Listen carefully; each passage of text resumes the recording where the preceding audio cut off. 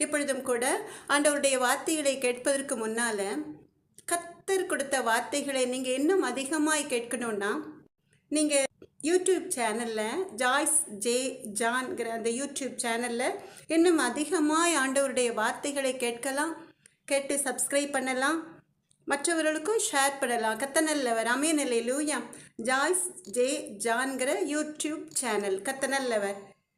வாட்ஸ்அப்பில் இந்த மெசேஜை நீங்கள் கேட்கணுன்னா எஸ்எம்எஸில் உங்கள் நம்பரை அந்த ஸ்க்ரீனில் பார்க்குற நம்பரில் அனுப்பலாம். கத்தனல்லவர் அமேன் அல்லேலூயா. நீங்கள் கேட்டு ஆண்டவருடைய வார்த்தைகள், கர்த்தருடைய சுத்த வார்த்தைகளை கேட்டு பயன்பெறலாம். கத்தனல்லவர்.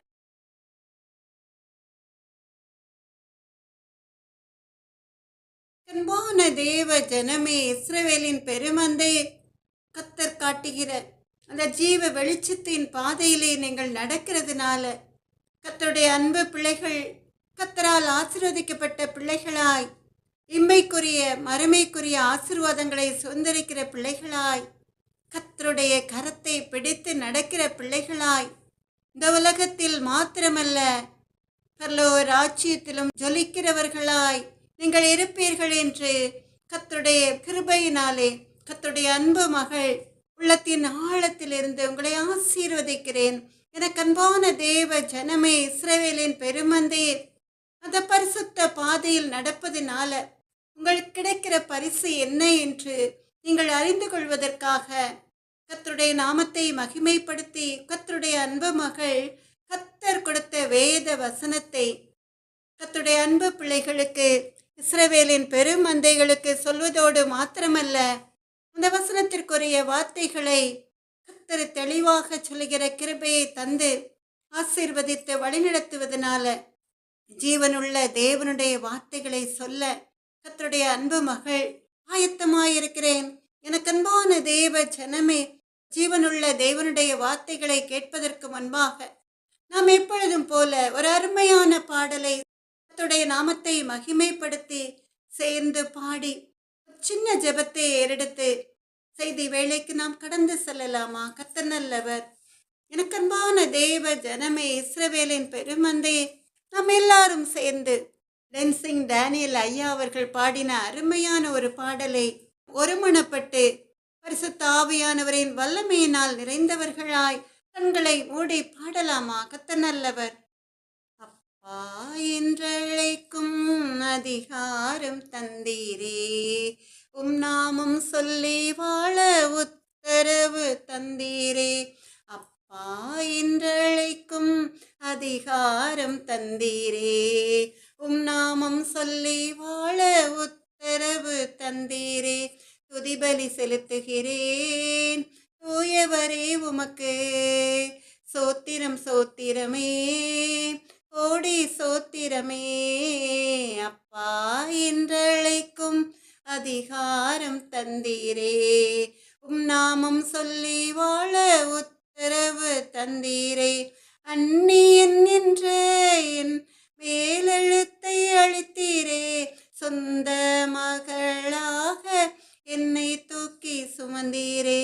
நீர் என்னோடு இருக்க ஒருபோதும் கலங்க மாட்டேன், உம்முள்ள கைகளிலே என்னை வரைந்துள்ளீர்.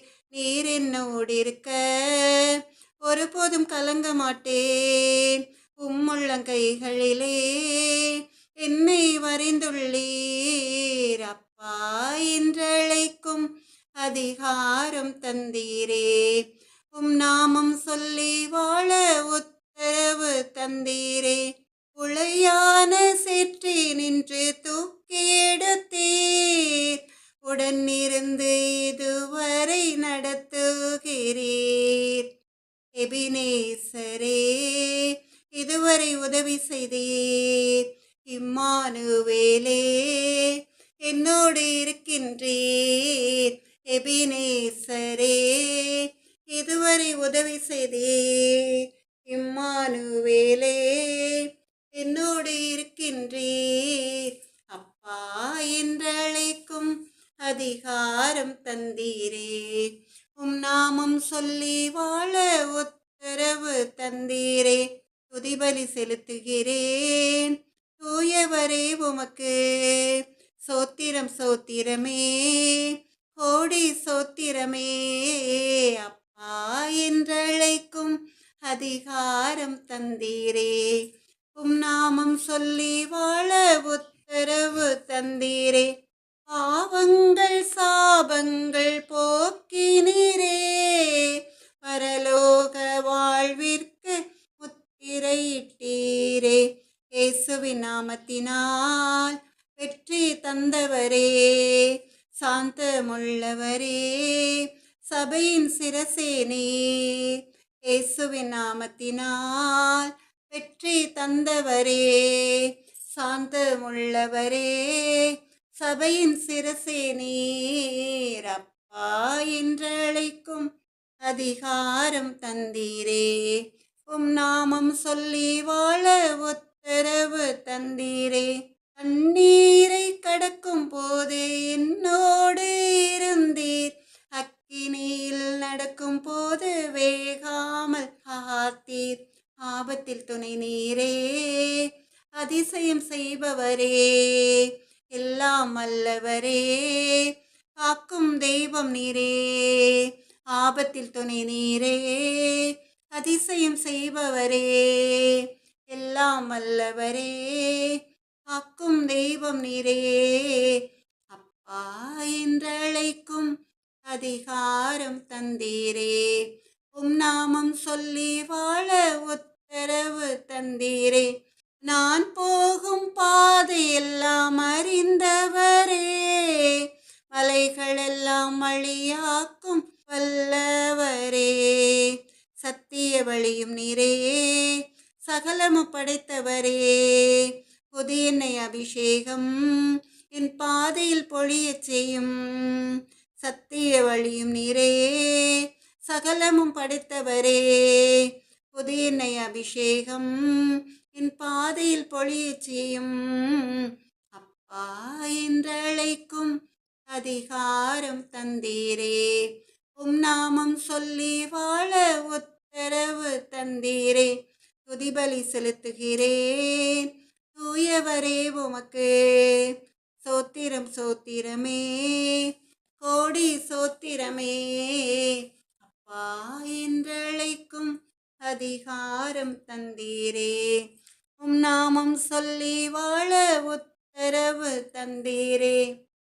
நக்கன்பான தேவ ஜனமே, இஸ்ரவேலின் பெருமந்தே, நீங்க இருக்கிற இடத்திலே முழங்கால் படியிட முடிந்தவர்கள் முழங்கால் படியிட்டு கண்களை மூடி ஜீவனுள்ள தேவனுடைய வார்த்தைகளுக்காக நம் தேவாதி தேவனாகிய கர்த்தரை நோக்கி சின்ன ஜெபத்தை ஏறெடுக்கலாமா?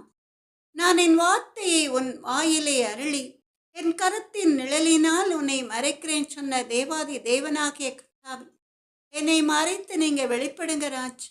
அப்பிரோச்சனமான அடிமை, என்னால் ஒன்றும் கூடாது தகப்பனே, ஆனால் மனுஷரால் கூடாதீர்கள், தேவனால் கொடுமப்பா. இப்பொழுதும் கூட என்னை மறைத்து பிரசன்னம் கிருபை வல்லமையினால் நிறைத்து நீங்க வெளிப்படுங்க ராஜா.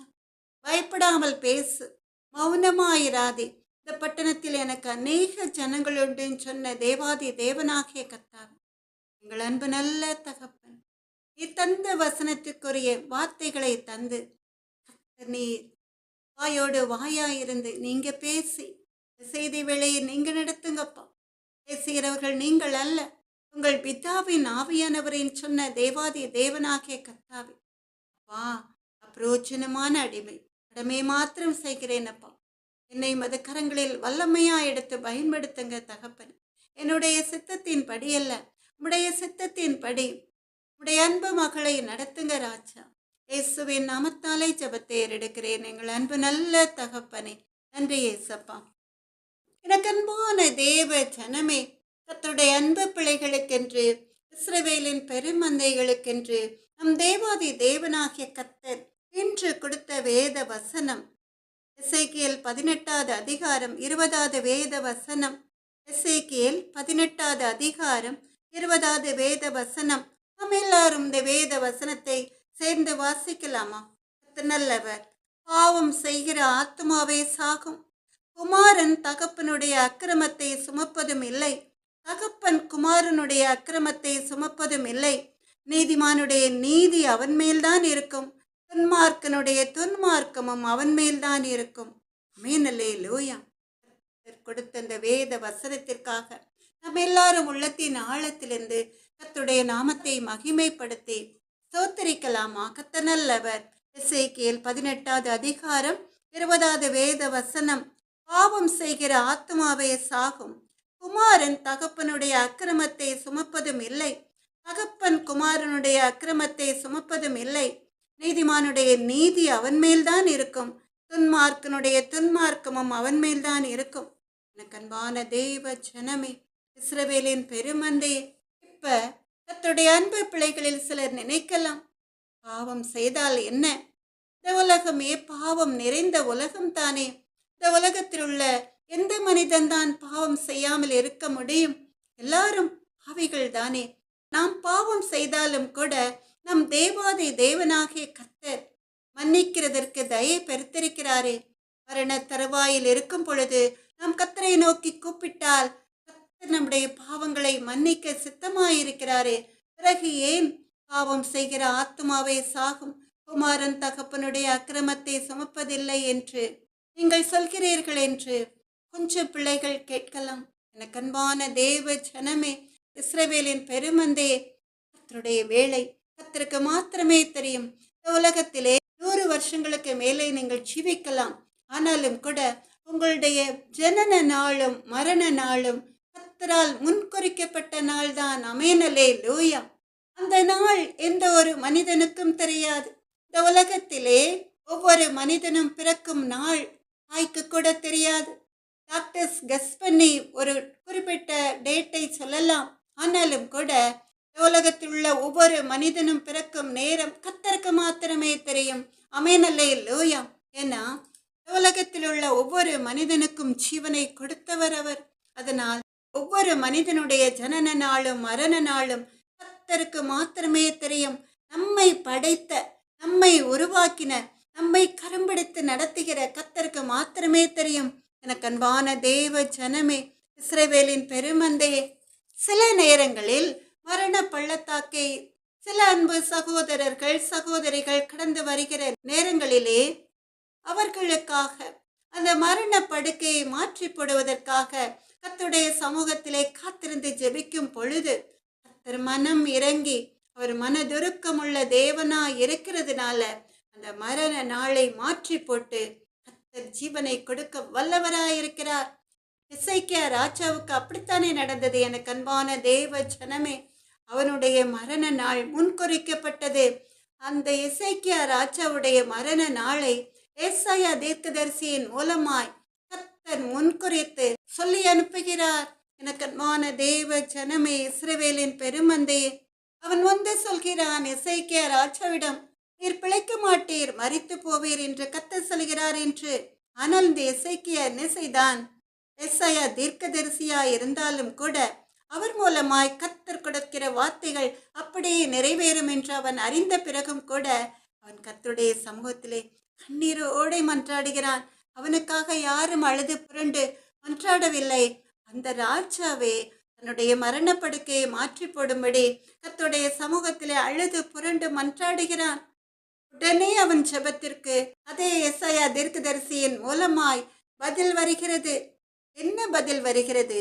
2 ராஜாக்கள் 20வது அதிகாரம் 5வது வேத வசனத்தின் மூலமாய், உன் விண்ணப்பத்தை கேட்டேன், உன் கண்ணீரை கண்டேன், இதோ நான் உன்னை குணமாக்குவேன், 3ஆம் நாளிலே நீ கர்த்தருடைய ஆலயத்துக்கு போவாய் என்று. அதற்கு அடுத்த வேத வசனம், உன் நாட்களோட 15 வருஷங்களை கொட்டுவேன் என்று நம் தேவாதி தேவனாகிய கர்த்தர் சொல்கிறார்.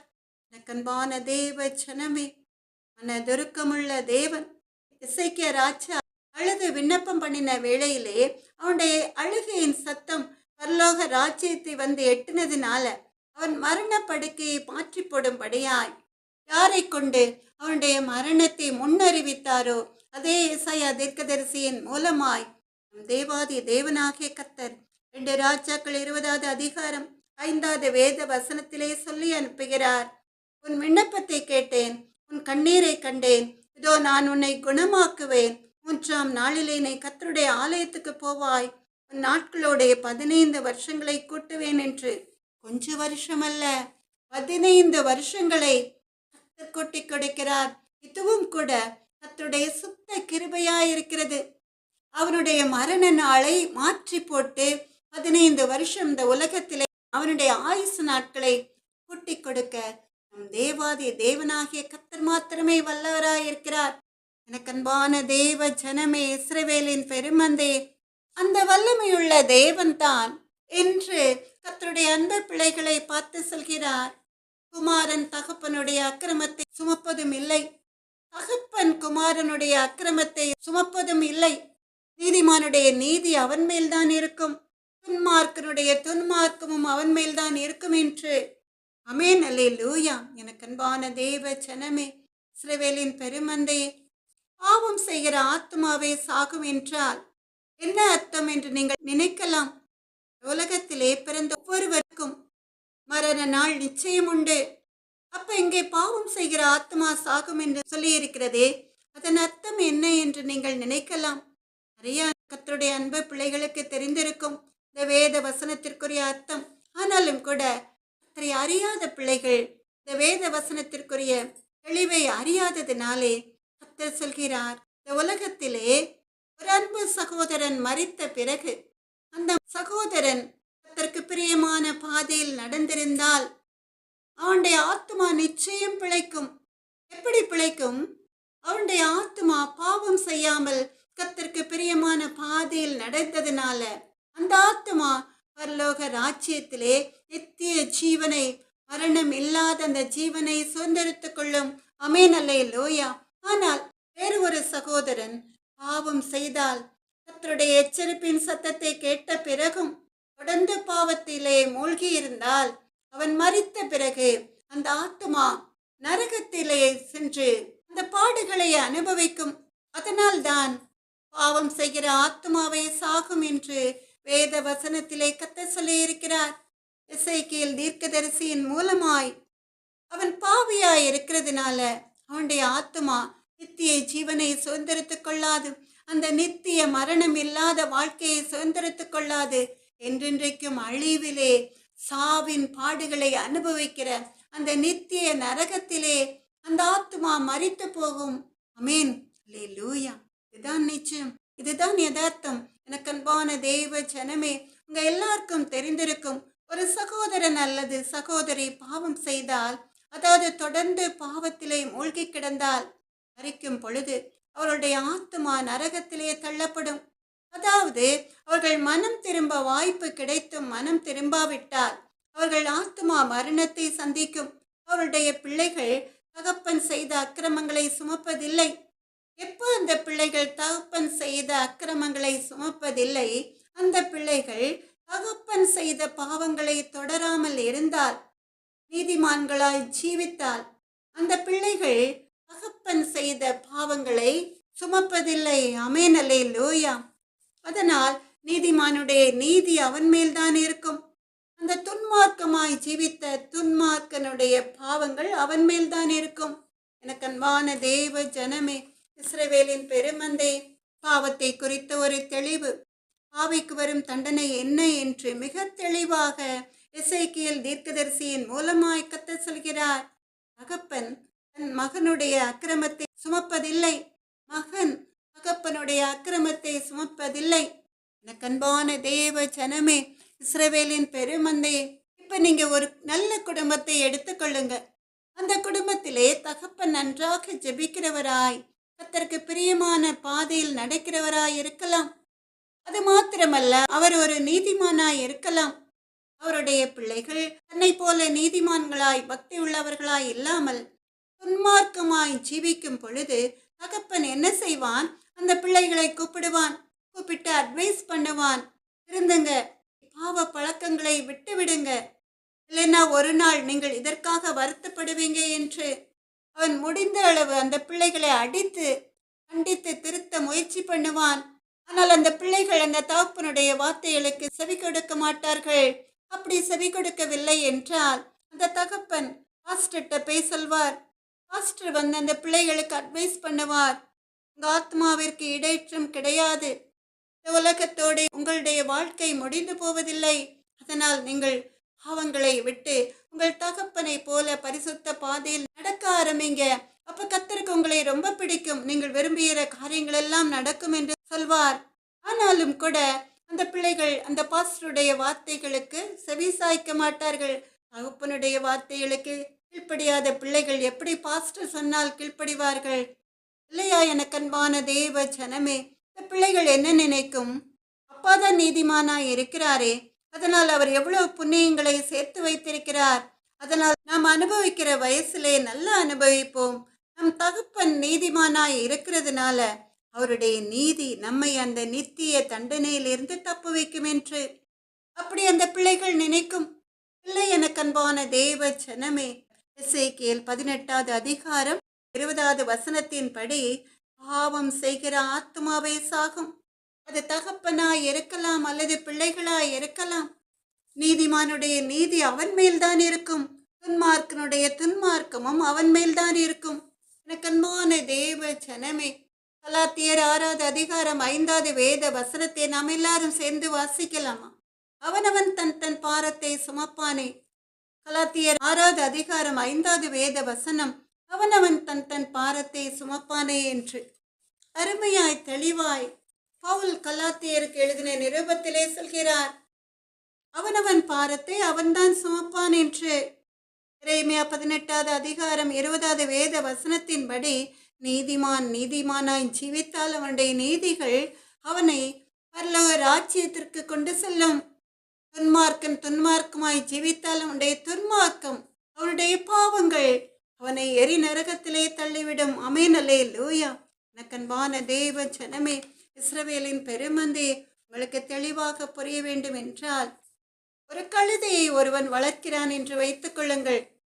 அந்த கழுதையின் எஜமானன் துணிகளை துவைக்க ஆற்றுக்கு செல்லும் போது ஒரு பொதி மூட்டை நிறைய துணிகளை கட்டி அதை அந்த கழுதையின் மேல் வைத்து அதை கொட்டி கொண்டு ஆற்றுக்கு போகிறான்.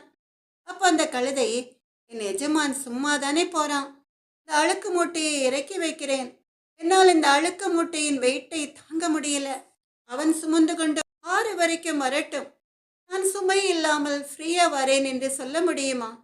எங்கேயாவது கழுதை பேசுமா என்று நீங்கள் சொல்லலாம். வேதத்திலே கழுதை பேசி இருக்கிறதே. இங்கே கழுதைக்கு பொதி சுமக்கிற வேலை, கழுதையின் எஜமானுக்கு அந்த மூட்டையில் உள்ள அழுக்கு துணிகளை அடித்து துவைத்து சுத்தமாக்குகிற வேலை. யாருடைய வேலை இங்கே சிறந்தது? கழுதையின் வேலையா அல்லது கழுதையின் எஜமானுடைய வேலையா? இருவருடைய வேலையும் தான். எனக்கு அன்பான தெய்வ ஜனமே, கழுதை அழுக்கு மூட்டையை சுமந்து அந்த பொதியை ஆற்றின் கரையிலே இறக்கி வைத்துவிடும், அவ்வளவுதான். அதன் எஜமானன் அந்த அழுக்கை நீக்கி துணிகளை துவைத்து சுத்தமான துணிகளை வீட்டுக்கு கொண்டு வருவது அவனுடைய வேலை, அவ்வளவுதான். இங்கே இருவருமே அழுக்கு துணிகளில் உள்ள அழுக்கை சுத்தமாக்க வேலை செய்கிறார்கள். அதுபோலதான் தகப்பனும் மகனும் எப்படி கழுதை அழுக்கு துணிகள் நிறைந்த சுமையை சுமந்து அந்த பொதி மூட்டையை ஆற்றின் கரையிலே இறக்கி வைத்து விடுகிறதோ, அதுபோல மகன் நிறைய பாவங்கள் செய்து அவன் ஆத்துமாவை பாவ கரைகளால் அழுக்காக்கி இருந்தாலும் கூட அவன் அந்த பாவங்களை அறிக்கையிட்டு கர்த்தருடைய சமூகத்திலே அந்த பாவங்களை இறக்கி வைத்து மன்னிப்பு கேட்கும் பொழுது அந்த பாவங்கள் அவன் ஆத்மாவை விட்டு நீங்கி போகும். அவன் பிழைக்கவே பிழைப்பான். ஆமென், அல்லேலூயா. இதை குறித்து தெளிவாக எசேக்கியேல் தீர்க்கதரிசியின் புஸ்தகம் 18வது அதிகாரம் 21வது வேத வசனத்திலே சொல்லப்பட்டிருக்கிறது.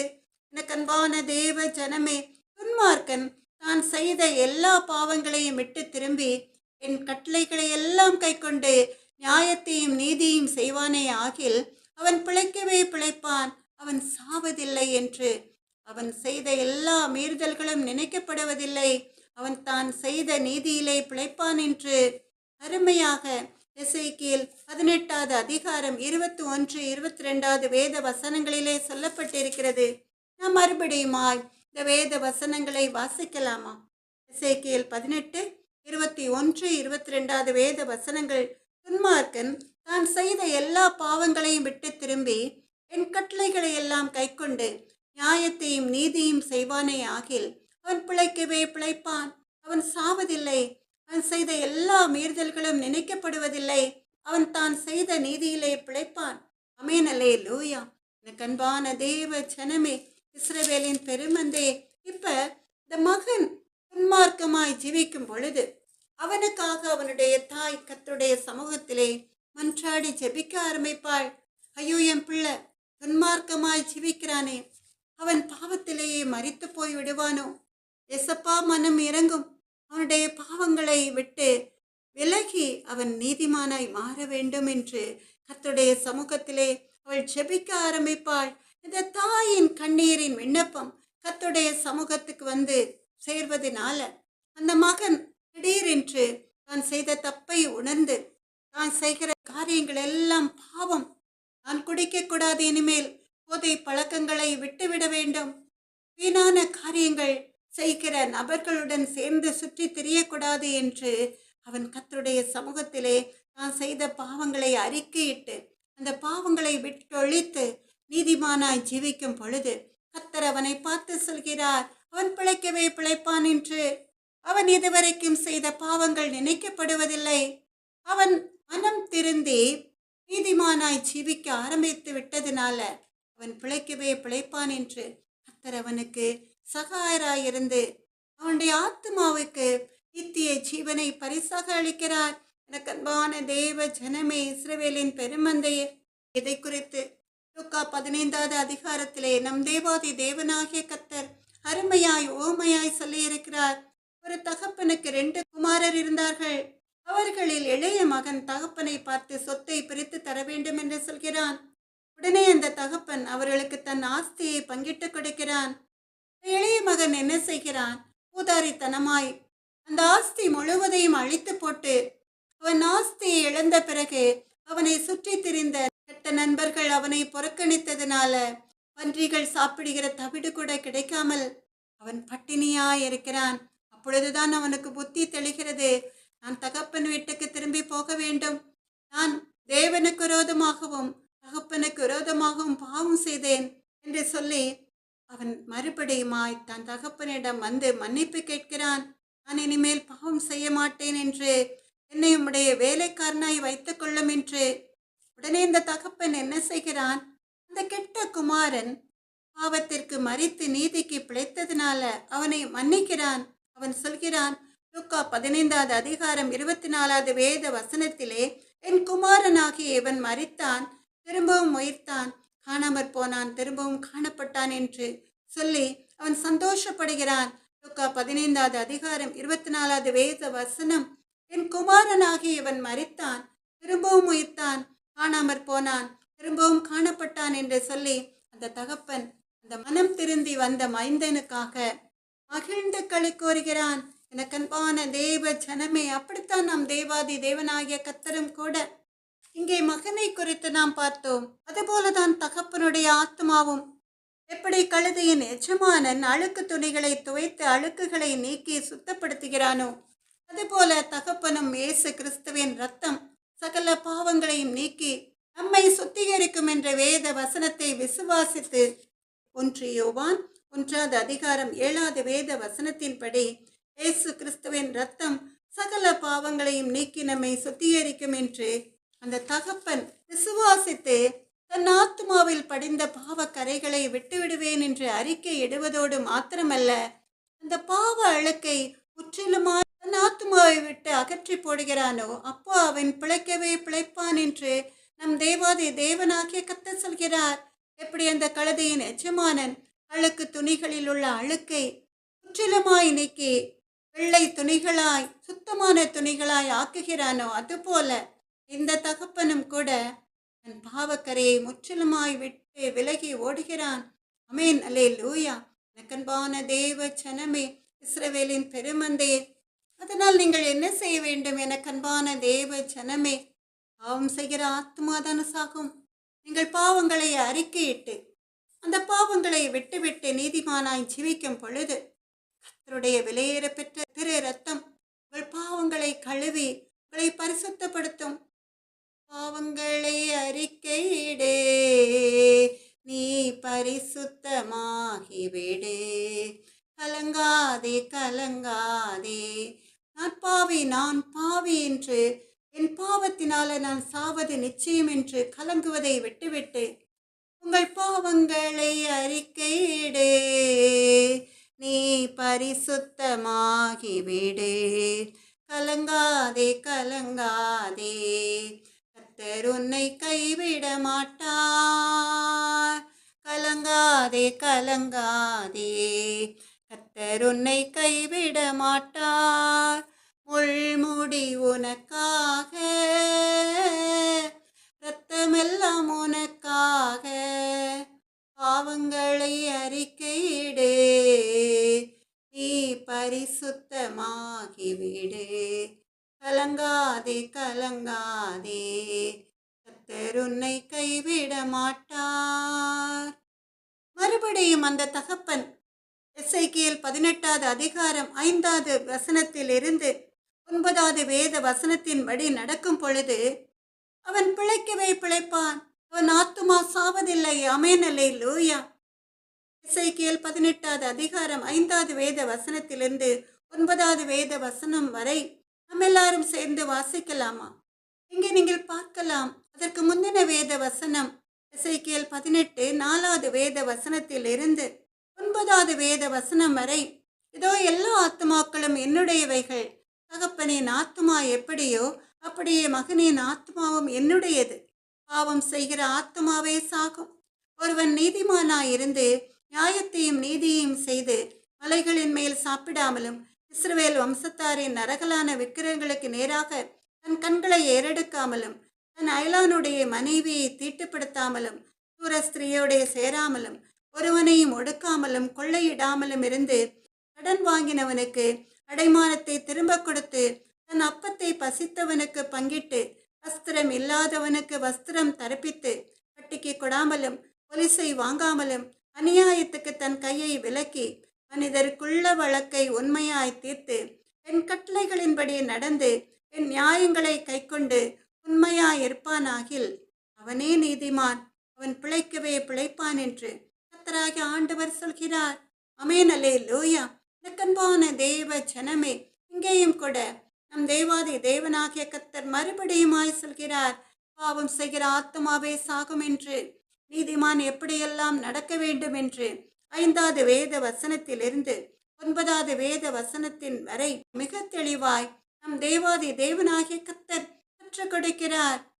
ஒரு நீதிமான் நீதியாய் நியாயமாய் நடக்க வேண்டும். எந்த ஒரு காரியத்திலும் விக்கிரகங்களை வழிபடக்கூடாது, பாவ வாழ்க்கை வாழக்கூடாது. அது மாத்திரமல்ல, எவனையும் கொள்ளையிட்டு வட்டிக்கு வாங்கி அநியாயமாய் வட்டிக்கு மேல் வட்டி சுமத்தக்கூடாது.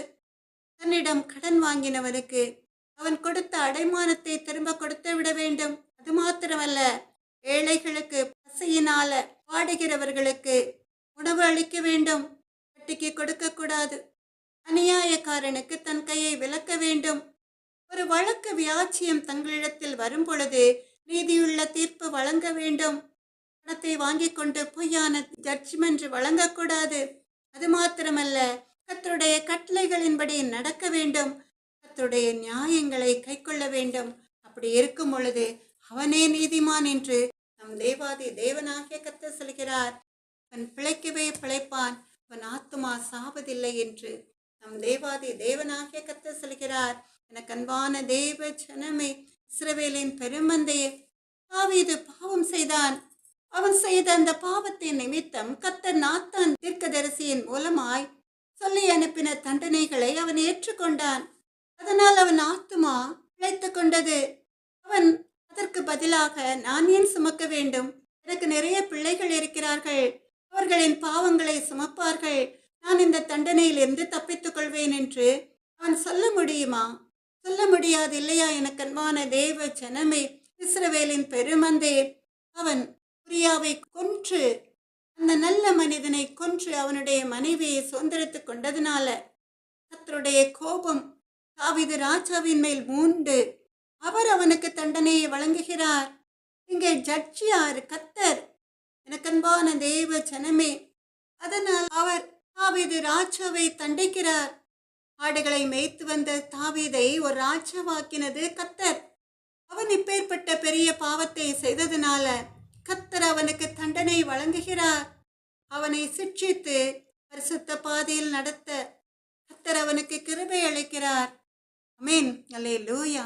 எனக்கன்பான தேவ ஜனமே, இஸ்ரவேலின் பெருமந்தே, நீங்களும் கூட தாவீது ராஜாவை போல பொல்லாத பாவங்களை செய்திருந்தால் எப்படி அந்த பாவத்திலிருந்து தப்பித்துக் கொள்ள முடியும் என்று நீங்கள் நினைக்கலாம். நீங்கள் செய்ய வேண்டிய காரியம் ஒன்றுதான். கர்த்தர் உங்களுக்கு கொடுக்கிற தண்டனையை ஏற்றுக்கொண்டு அந்த தண்டனை காலம் முடிந்த பிறகு நீங்கள் கர்த்தரிடம் ஓடி வந்து கர்த்தர் விரும்புகிற காரியங்களை செய்தால் நிச்சயமாய் உங்களுடைய ஆத்மா பிழைக்கும். அதனால் என் ஜனமே மனம் திரும்பு, இயேசுவிடம் ஓடிவா, இறுதி காலம் வந்தாச்சு, இன்னமும் தாமதம் ஏன், உன்னை நினைத்து சிலுவையிலே தாகம் தாகம் என்றார், உன்னை ரட்சிக்க பாவம் மன்னிக்க தன்னை பலியாக்கினார்.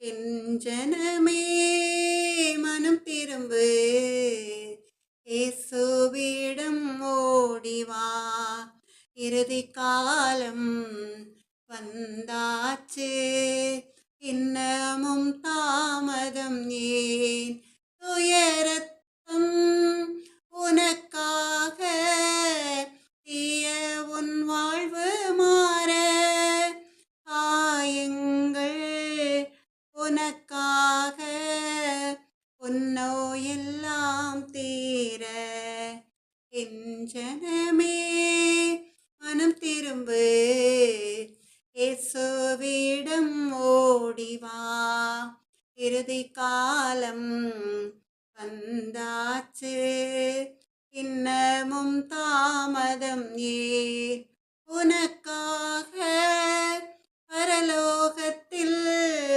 உறைவிடம் கட்டுகிறார், உன்னை தேடி வருகின்றார், இன்று நீ ஆயத்தமா, என் ஜனமே மனம் திரும்பு, இயேசுவிடம் ஓடிவா, இறுதி காலம் வந்தாச்சு, இன்னமும் தாமதம் ஏன், உன் பாவங்கள் போக்கிடவே சிலுவை சுமந்தாரே, உன் சாபங்கள் நீக்கிடவே உள்மூடி தாங்கினாரே, என் ஜனமே மனம் திரும்பு, இயேசுவிடம் ஓடிவா, இறுதி காலம்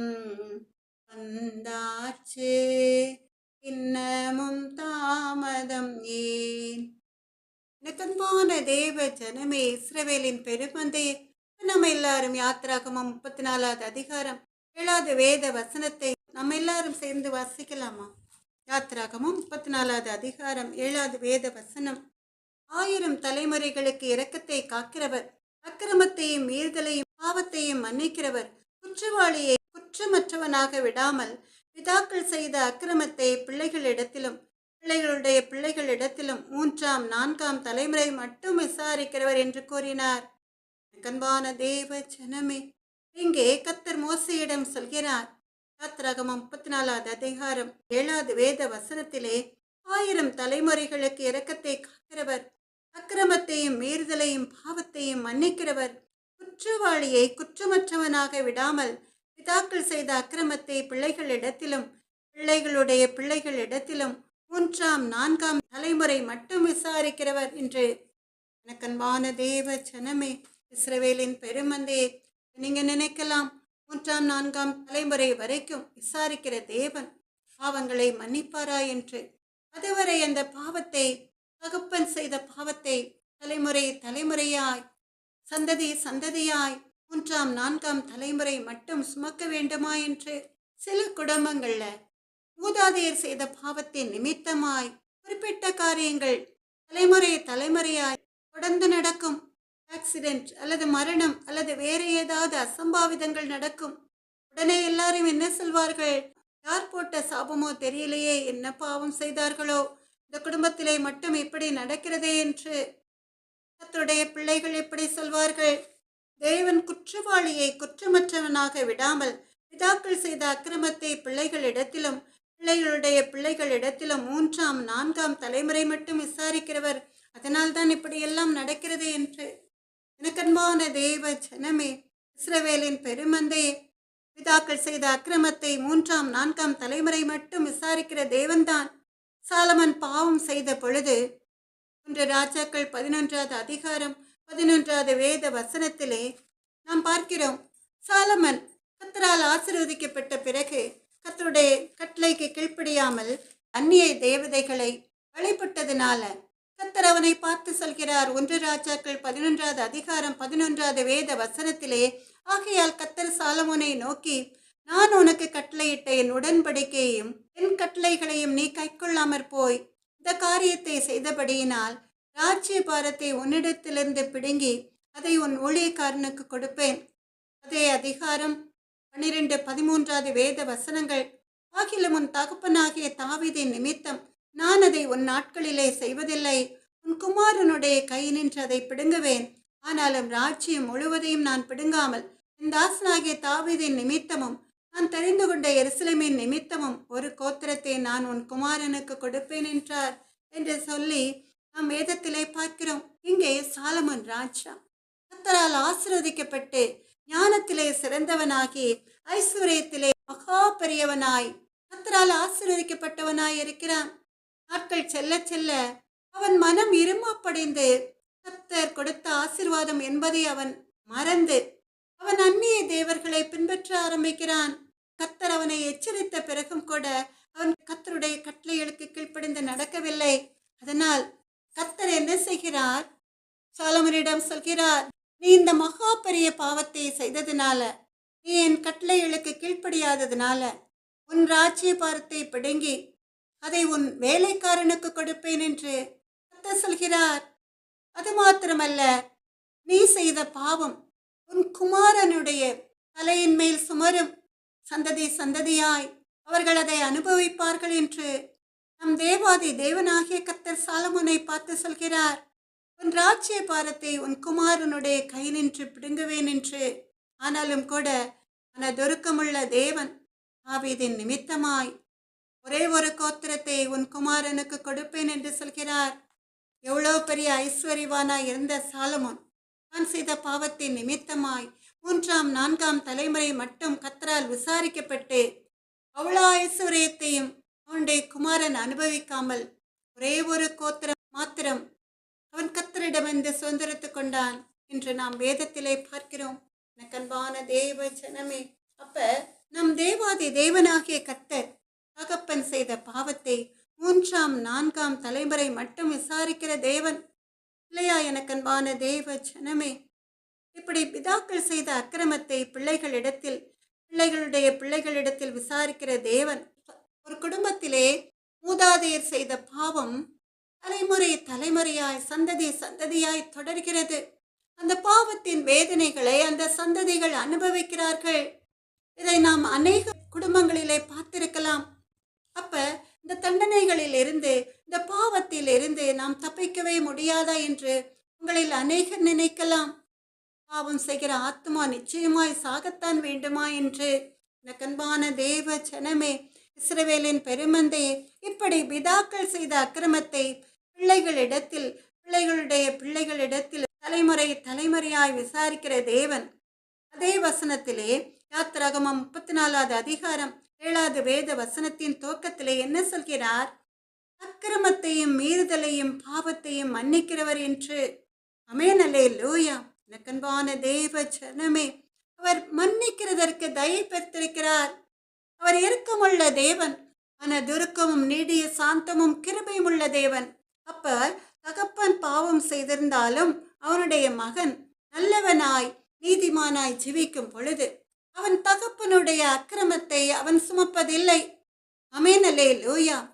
அவன் தன் தகப்பனை போல பொல்லாதவனாய் இல்லாமல் நீதிமானாய் இருப்பதினால அவன் அந்த தண்டனைக்கு தப்பு விடுகிறான். ஆமென், அல்லேலூயா.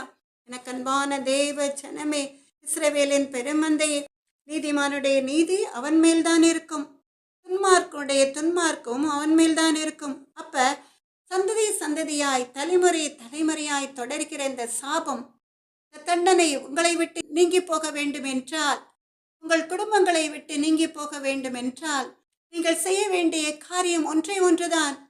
நீங்கள் கர்த்தரை தேட வேண்டும். கர்த்தரை தேடுங்கள், அப்பொழுது பிழைப்பீர்கள். ஆமென், அல்லேலூயா. கர்த்தரை தேடி உங்கள் பாவங்களை அறிக்கையிட்டு, உங்கள் மூதாதையர் செய்த பாவங்களை அறிக்கையிட்டு, அந்த பாவங்களை நாங்கள் இனிமேல் செய்ய மாட்டோம், எங்கள் குடும்பத்தில் உள்ள அத்தனை பேரும் கர்த்தருடைய கட்டளைகளுக்கு கீழ்ப்படிந்து நடப்போம், கர்த்தருடைய நியாய பிரமாணங்களின் கட்டளைகளுக்கு கீழ்ப்படிந்து நடப்போம் என்று அறிக்கையிட்டு உங்கள் பாவங்களை விட்டு விலகும் பொழுது நீங்கள் ஆச்சரியப்படும் விதத்துல அந்த தலைமுறை தலைமுறையாய் தொடர்கிற தண்டனையின் கட்டுக்கள் உங்கள் குடும்பத்தை விட்டு நீங்கி போகும். ஆமென், அல்லேலூயா. அப்படி செய்யும் பொழுது நீங்கள் நிச்சயமாய் இதை காண்பீர்கள். ஆமென், அல்லேலூயா. அன்பான தேவ ஜனமே, இஸ்ரவேலின் பெருமந்தே, எண்ணாகமம் 14வது அதிகாரத்திலே நீங்கள் பார்க்கலாம். மோசே கானான் தேசத்தை சுற்றி பார்ப்பதற்காக கொஞ்சம் மனிதரை அனுப்புகிறான். அவர்களில் கொஞ்சம் பேர் சொல்கிறார்கள், இந்த கானான் தேசம் பாலும் தேனும் ஓடுகிற தேசம்தான். ஆனாலும் கூட அங்கே இருக்கிற மனிதர்கள் நம்மை பார்க்கலும் பலவான்கள், அதனால் அந்த கானான் தேசத்தை நாம் சுதந்திரித்துக் கொள்வதில்லை என்று அவர்கள் அவிசுவாசிகளாய் சொல்கிறார்கள். பெரிய பெரிய ராட்சசர்களையும் அங்கே கண்டோம். அதனால் கானான் தேசம் தன் குடிகளை பட்சிக்கிற தேசம் என்று அவர்கள் அவிசுவாசமான வார்த்தைகளை இஸ்ரவேல் ஜனங்களிடம் பரப்ப ஆரம்பிக்கிறார்கள். ஆனால் காலேபும் யோசுவாவும் மாத்திரம் சொல்கிறார்கள், கானான் தேசம் மகா நல்ல தேசம், கர்த்தர் நம்மோடு இருக்கிறதுனால நிச்சயமாய் அந்த கானான் தேசத்தை நாம் சுதந்திரித்துக் கொள்வோம் என்று இஸ்ரவேல் ஜனங்கள் என்ன செய்கிறார்கள்? அந்த மனிதர் சொன்ன அவிசுவாசமான வார்த்தைகளை கேட்டு புலம்ப ஆரம்பிக்கிறார்கள். அதனால் கர்த்தருடைய கோபம் அந்த இஸ்ரவேல் ஜனங்கள் மேல் மூழ்கிறது. அதனால் கர்த்தர் என்ன செய்கிறார்? துர்ச்செய்தியை பரப்பின ஜனங்களை தண்டிக்கிறார். அவர் சொல்கிறார், எண்ணாகமம் 14வது அதிகாரம் 29, 30, 31, 32வது வேத வசனங்கள் வரைக்கும் நாம் வாசித்து பார்த்தால் தெரியும். எண்ணாகமம் 14வது அதிகாரம் 29, 30, 31, 32வது வேத வசனங்கள் வரைக்கும் நாம் எல்லாரும் சேர்ந்து வாசிக்கலாமா? இந்த வனாந்தரத்தில் உங்கள் பிரேதங்கள் விழும். உங்களில் 20 வயது முதல் அதற்கு மேற்பட்டவர்களாக எண்ணப்பட்டு உங்கள் தொகைக்கு உட்பட்டவர்களும் எனக்கு விரோதமாய் முறுமுறுத்திருக்கிறவர்களும் ஆகிய அனைவரின் பிரேதங்களும் விழும். எப்புன்னையின் குமாரன் காலேபும் நூனின் குமாரன் யோசுவாவும் தவிர மற்றவர்களாகிய நீங்கள் நான் உங்களை குடியேற்றுவேன் என்று ஆணையிட்டு கொடுத்த தேசத்தில் பிரவேசிப்பதில்லை. கொள்ளையாவார்கள் என்று நீங்கள் சொன்ன உங்கள் குழந்தைகளையோ நான் அதில் பிரவேசிக்க செய்வேன். நீங்கள் அசட்டை பண்ணின தேசத்தை அவர்கள் கண்டறிவார்கள். உங்கள் பிரேதங்களோ அந்த வனாந்தரத்திலே விழும் என்று நம் தேவாதி தேவனாகிய கர்த்தர் அந்த துச்செய்தியை பரப்பிற ஜனங்களை தண்டிக்கிறார். எனக்கன்பான தேவ ஜனமே, இஸ்ரவேலின் பெருமந்தையே, எசேக்கியேல் 18வது அதிகாரம் 20வது வேத வசனத்தின்படியே பாவம் செய்கிற ஆத்துமாவே சாகும். குமாரன் தகப்பனுடைய அக்கிரமத்தை சுமப்பதும் இல்லை, தகப்பன் குமாரனுடைய அக்கிரமத்தை சுமப்பதும் இல்லை. நீதிமானுடைய நீதி அவன் மேல்தான் இருக்கும், துன்மார்க்கனுடைய துன்மார்க்கமும் அவன் மேல்தான் இருக்கும். இங்கே அழகாய் தெளிவாய் நாம் பார்க்கிற பாவம் செய்த ஆத்துமாக்கள் சாகும் என்று நம் தேவாதி தேவனாகிய கர்த்தர் துர்ச்செய்தியை பரப்பின அத்தனை மனிதர்களும் இந்த வனாந்தரத்திலே மடிந்து விழுவார்கள் என்று சொல்கிறார். அவருடைய குமாரர்கள் அந்த தகப்பன்மார் செய்த அக்கிரமத்தை சுமப்பதில்லை, மடிந்து போவார்கள் என்று சொன்ன அந்த பிள்ளைகள் கானானை சுதந்திரித்துக் கொள்வார்கள் என்று நம் தேவாதி தேவனாகிய கர்த்தர் சொல்கிறார். ஆமென், அல்லேலூயா. இங்கேயும் கூட இஸ்ரவேல் ஜனங்கள் தங்கள் பாவங்களை சுமந்து தீர்த்தார்கள். அவர்கள் பிள்ளைகள் கர்த்தரால் நேசிக்கப்பட்ட பிள்ளைகளாய் தங்கள் தகப்பன்கள் செய்த பாவத்தை சுமக்கவில்லை. அவர்கள் கானானை சுதந்திரித்துக் கொண்டார்கள். ஆமென், அல்லேலூயா. எனக்கன்பான தேவ ஜனமே, இஸ்ரவேலின் பெருமந்தையே, இந்த உலகத்திலே தங்களுக்கு பிரியமானவர்கள் மரித்த பிறகும் கூட இந்த உலகத்திலே ஒரு நம்பிக்கை உண்டு. அநேக கிறிஸ்தவர்களுக்கும் கூட தங்களுக்கு பிரியமானவர்கள் மரித்த பிறகும் அவர்களுக்காக குறிப்பிட்ட ஜெபங்களை கர்த்தருடைய அன்பு பிள்ளைகள் ஏறெடுப்பார்கள். எதற்காக? அந்த ஜெபங்கள் தூபமாய் நறுமணமாய் பரலோக ராஜ்யத்தை வந்து எட்டும் என்று, அதனால் அவர்கள் பாவங்கள் மன்னிக்கப்படும் என்று. இல்லை எனக்கு அன்பான தேவ ஜனமே, அவர்கள் இந்த உலகத்தில் ஜீவித்திருக்கிற நாட்களில் மற்றவர்கள் அல்ல, அவர்கள் தாங்கள் செய்த பாவத்திற்காக மன்னிப்பு கேட்டு மனம் திரும்ப வேண்டும். அப்பொழுதுதான் அவர்கள் ஆத்மா பரலோகத்தில் பிரவேசிக்க முடியும். இன்னும் சிலர் இன்னும் ஒருபடி மேலே போய் தான தர்மம் அவர்களுடைய ஆத்மாக்களுக்காக செய்வார்கள். ஆத்ம ஈடேற்றத்திற்காக இன்னும் பல சடங்குகளை செய்வார்கள். சாத்தான் அவர்களை பார்த்து நகைப்பான். எனக்கு அன்பான தேவ ஜனமே, இஸ்ரவேலின் பெருமந்தையே, பாவம் செய்கிற ஆத்மாவே சாகும். அவர்களுக்காக அவர்கள் மரண தருவாயில் இருக்கும் பொழுது மற்றவர்கள் மன்றாடினால், ஒருமித்து ஜெபித்தால் மாத்திரமே அவர்களுடைய ஆத்மாக்கள் நரகத்தின் பாதையில் செல்லாம பரலோக ராஜ்யத்தின் பாதையிலே செல்ல முடியும். இந்த ஒரே ஒரு சான்ஸ் தான் அவர்களுக்கு. எனக்கன்பான தேவ ஜனமே, அதனால் கர்த்தருடைய எச்சரிப்பின் சத்தம் உங்களை கடந்து வருகிறது. உலகத்திலே ஜீவிக்கிற நாட்களிலே நீங்கள் ஊதாரி மைந்தனை போல மனம் திரும்பி பிதாவாகிய தகப்பனிடம் மன்னிப்பு கேட்டு மனம் திரும்பினால் நித்திய ஜீவனை சுதந்திரித்துக் கொள்ளலாம். ஆமென், அல்லேலூயா. எனக்கன்பான தேவ ஜனமே, இஸ்ரவேலின் பெருமந்தே, 115வது சங்கீதம் 17வது வேத வசனத்தின்படி மரித்தவர்களும் மௌனத்தில் இறங்கிற அனைவரும் கர்த்தரை துதியார்கள். ஆமென், அல்லேலூயா. எனக்கன்பான தேவ ஜனமே, இஸ்ரவேலின் பெருமந்தையே, கர்த்தருடைய வேத வசனத்தின்படி பாவம் செய்கிற ஆத்மாவே சாகும் என்றாலும் கூட நீங்கள் கர்த்தருடைய சமூகத்திலே இன்றைய நாளிலிருந்து நீ பாவம் நாங்கள் செய்ய மாட்டோம், எங்கள் பாவங்களை மன்னித்து விடுங்கள் ஏசப்பா என்று சொல்லி உங்களுடைய பாவங்களை அறிக்கையிட்டு மனம் திரும்பினால் நிச்சயமாய் நீங்கள் நித்திய ஜீவனை சுதந்திரத்துக் கொள்ள முடியும். ஆமென், அல்லேலூயா. அப்படி செய்வீர்களா எனக்கு அன்பான தேவ ஜனமே, இஸ்ரவேலின் பெருமந்தையே?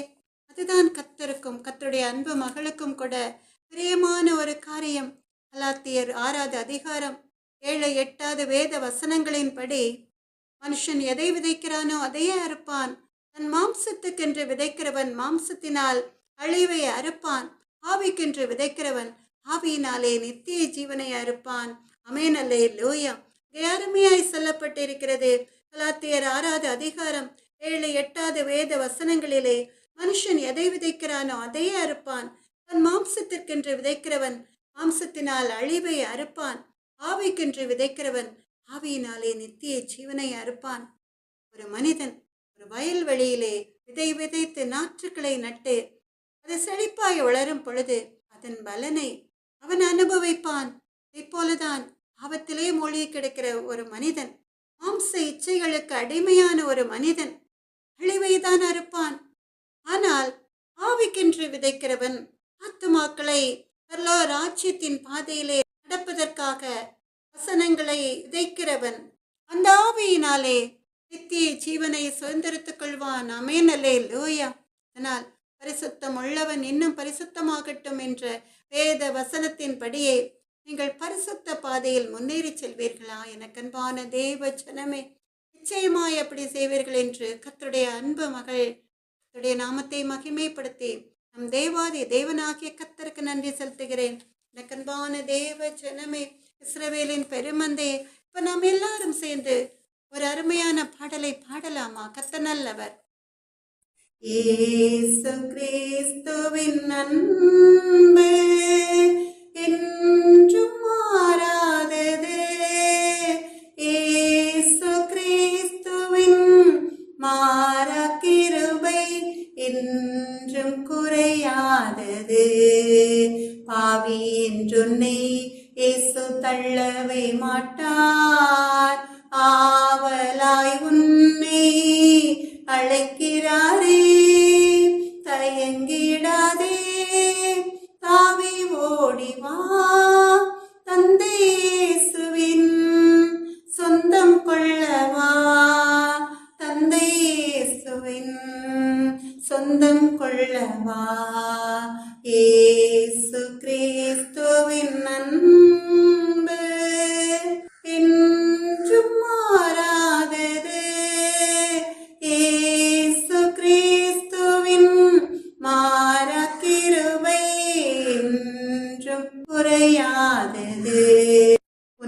மீறுதல்கள் காயேசு காயங்கள் பட்டார், உன்னக்கிரமங்கள் காயவர் நொறுக்கப்பட்டார்.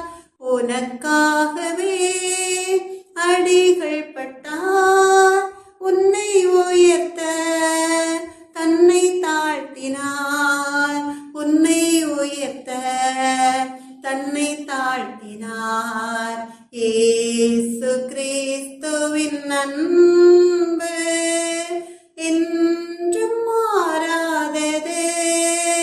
இயேசு கிறிஸ்துவின் மாறா கிருபை என்றும் குறையாதது. கண்பான தேவ ஜனமே, நம்ம எல்லாரும் சேர்ந்து ஒரு சின்ன ஜெபத்தை ஏறெடுக்கலாமா? இரக்கமும் மனதுருக்கமும் நீடிய சாந்தமும் கிருபையும் உள்ள எங்கள் அன்பு நல்ல தகப்பன், கர்த்தருடைய வருகை சமயமாயிருக்கிறது ராஜா. உடைய வருகை மக்கு மாத்திரமே தெரியும் என்றாலும் கூட உடைய வார்த்தைகள் ஒரு எச்சரிப்பின் சத்தமாய் கடந்து வருகிறதுனால இப்பொழுதும் கூட அவைகளாய் பாவத்திலே மூழ்கி கிடக்கிற குடி போதை பாவ பழக்க வழக்கங்களுக்கு அடிமையாகி டிவி, செல்போன், கம்ப்யூட்டர், ஃபேஸ்புக்குன்னு சொல்லி பலவித பாவ பழக்க வழக்கங்களுக்கு அடிமையாகி தங்கள் வாழ்க்கையை அழித்து கொண்டிருக்கிற ஜனங்களை உடைய சமூகத்திலே கொண்டு வருகிறேனப்பா. ராஜாதே ராஜாவே, நீர் வாக்கு கொடுத்திருக்கிறீர், இயேசு கிறிஸ்துவின் ரத்தம் சகல பாவங்களையும் நீக்கி நம்மை சுத்திகரிக்கும் என்று. எங்களுக்காக அடிக்கப்பட்டீர், எங்களுக்காக சிலுவையிலே உடைய விலையேறப்பெற்ற திரு ரத்தம் அத்தனையும் சிந்தி மரித்து உயிர்த்தெழுந்தீர் ராஜா. விலையேறப்பெற்ற திரு ரத்தம் பாவிகளாய் ஜீவிக்கிறவர்களுடைய பாவங்களை கழுவி பரிசுத்தப்படுத்தட்டும் தகப்பனே. அவர்கள் பரிசுத்தமாகட்டும் அப்பா. பரலோக ராஜ்யத்திலே நித்திய ஜீவனை அவர்கள் சுதந்திரத்துக் கொள்ளட்டும். இயேசுவே எங்கள் அன்பு நல்ல தகப்பனே, பாவம் செய்கிற வாலிப பிள்ளைகளுக்காக கண்ணீர் வடிக்கிற பெற்றோருடைய கண்ணீர் துடைக்கப்பட்டும் அப்பா. ராஜாதே ராஜாவே, எங்கள் அன்பு நல்ல தகப்பனே, இன்று கண்ட ஏத்தியனை இனிமேல் நீ காண மாட்டாய் சொன்ன தேவாய் தேவனாய் கர்த்தனீர். என் கணவர் குடித்து கொண்டு மறுபடியும் வந்து என்னை அடிப்பாரோ என்று என் பிள்ளைகள் குடித்து போதை பழக்க வழக்கங்களுக்கு அடிமையாக இருக்கிறதுனால இன்னும் பணத்தை தா என்று கேட்டு எங்களை தொந்தரவுப்படுத்துவானோ என்று வேதனையோடு கண்ணீர் வடிக்கிற பெற்றோர்கள் மகிழ்ந்து களிக்கோரும்படியால் நீர் அவருடைய வாழ்க்கையிலே அந்த குடிகார கணவன்கள் திருந்தவும், அந்த போதை பழக்க வழக்கங்களுக்கு அடிமையான பிள்ளைகள் அந்த போதை பழக்க வழக்கங்களிலிருந்து விடுதலையாகவும் இங்கே கிருபை எடுத்துள்ளங்க எங்கள் அன்பு நல்ல தகப்பனே. ராஜாதி ராஜாவே, எங்கள் அன்பு நல்ல தகப்பனே, அவன் செய்கிற ஆத்மாவே சாகும் சொன்ன தேவாதி தேவனாகிய கர்த்தனீர் உடைய வார்த்தைகளை சப்ஸ்கிரைப் பண்ணுகிற, உடைய வார்த்தைகளை ஷேர் பண்ணுகிற அன்பு பிள்ளைகள், இஸ்ரவேலின் பெருமந்தைகள் பாவத்திற்கு மரித்து நீதிக்கு பிழைக்கிறதுனால அவர்களையும் அவருடைய குடும்பங்களையும் சந்ததியால் நீர் ஆசீர்வதித்து அவர்கள் இம்மைக்குரிய ஆசீர்வாதத்தை சுதந்திரத்துக் கொள்வதோடு மாத்திரமல்ல, மறுமைக்குரிய நித்திய ஜீவனையும் சுதந்திரத்துக் கொள்ள நீங்க கிருபை இழுத்துள்ளங்க எங்கள் அன்பு நல்ல தகப்பனே. நன்றி ஏசப்பா. நோய்வாய்ப்பட்ட ஜனங்களை தொட்டு சுகத்தை கொடுங்க ராஜா. கடன் பிரச்சனையினால தவிக்கிற ஜனங்களுக்கு அந்த கடன் பிரச்சனைகளிலிருந்து விடுதலை கொடுக்கும்படியாய் அவர்களை ஆசீர்வதிங்க தகப்பனே. அப்பா அம்மாக்கு கொடானுடைய சூத்திரம் வார்த்தைகள் உலகம் முழுவதில் உள்ள தேசங்களுக்கு கடந்து செல்லட்டும் தகப்பனே. நம்முடைய வார்த்தைகள் ஒரு எச்சரிப்பின் சத்தமாய் ஏசப்பா அம்மாக்கு சூத்திரம் உலகம் முழுவதில் உள்ள தேசங்களுக்கு கடந்து செல்லட்டும் எங்கள் அன்பு நல்ல தகப்பனே. நன்றி ஏசப்பா. இயேசுவின் நாமத்தாலே ஜெபத்தை ஏறெடுக்கிறேன் எங்கள் அன்பு நல்ல தகப்பனே. சகலவிதமான துதி, கனம், மகிமை அனைத்தும் மக்கே உண்டாவதாக. நாத்துமாவே கர்த்தரை சோத்திரி, என் முழு உள்ளமே அவருடைய பரிசுத்த நாமத்தை சோத்திரி. நாத்துமாவே கர்த்தரை சோத்திரி, கர்த்தர் செய்த சகல உபகாரங்களையும் மறவாதே. ஆமென் அல்லேலூயா, ஆமென் அல்லேலூயா. எனக்கன்பான தேவ ஜனமே, இஸ்ரவேலின் பெருமந்தையே, நம்முடைய கர்த்தராகிய இயேசு கிறிஸ்துவனுடைய கிருபையும் தேவனுடைய அன்பும் பரிசுத்த ஆவியினுடைய ஐக்கியமும் உங்கள் அனைவரோடும் கூட இருப்பதாக. ஆமென் அல்லேலூயா.